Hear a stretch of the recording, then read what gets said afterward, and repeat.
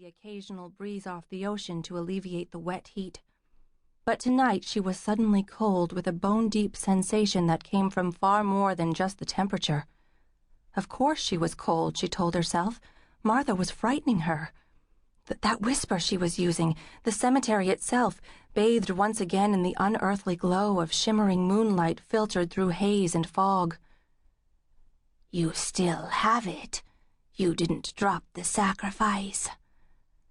Susan told herself that the ominous tone was all part of Martha's act, but even so, she shuddered as she reassured herself that she still had the little vial of blood, wrapped so tightly in her hand that she had practically forgotten she was carrying it.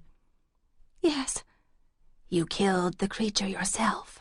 Martha asked. "Yes." Martha approved her answer with a solemn nod as she took the vial of blood from her. "Now the black drink." Martha held up a small bottle filled with an inky liquid. Susan stared at her. "It's herbs, child, just herbs, but they create magic." Susan wanted to refuse. What was the matter with her, she wondered. All her friends had gone to Martha for potions and palm readings. Martha did have a talent for knowing what was going to happen. Not only could she foretell the future, but sometimes she could also actually make things happen. And always she was an amazing showwoman. This was an adventure, Susan told herself, and maybe, just maybe, the potion would work.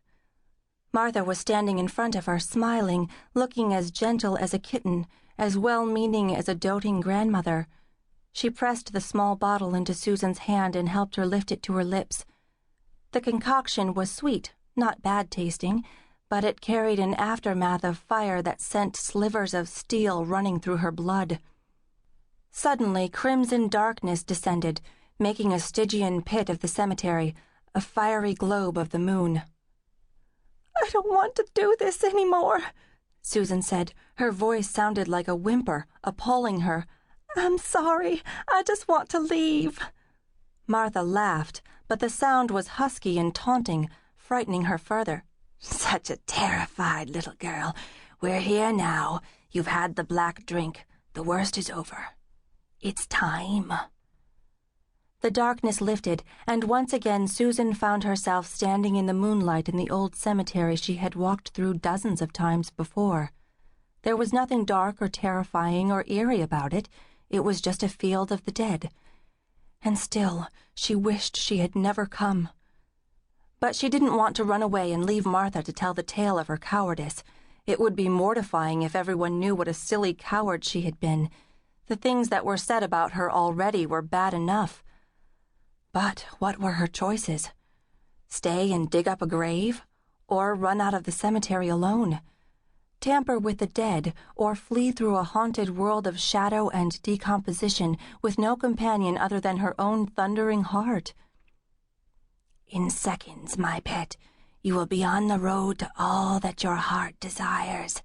A passion and a tempest unlike anything even you have imagined. You came to me for help. You wanted magic. You've come this far. Don't stop now. Not before you secure all that you hope for on behalf of your babe and for your own life." "It's time," Martha said. She sprinkled the blood across the disturbed earth of an antique grave, then lifted her arms to the night sky, the very image of a druid priestess in a field of ancient stones or one of the voodoo queens of Jamaica from where she had come long ago. She was not a colored woman, but neither was she white. She had no definitive color, really.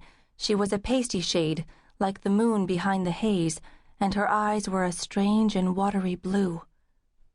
She didn't give Susan a chance to respond. She began to chant, her face lifted toward the sky, her arms still upraised. The words were unintelligible, a mix of English, French, Spanish, and something more ancient. As Susan watched her, she felt herself becoming almost hypnotized by the magic lilt of the words. It was as if her limbs grew leaden, and any desire to be anywhere else left her. The tombstones and vaults, cherubs and angels, even the great guardian dogs began to appear as natural a setting as the cozy parlor of her home, welcoming her. The low-lying fog, caught in the amber glow of the moon, seemed to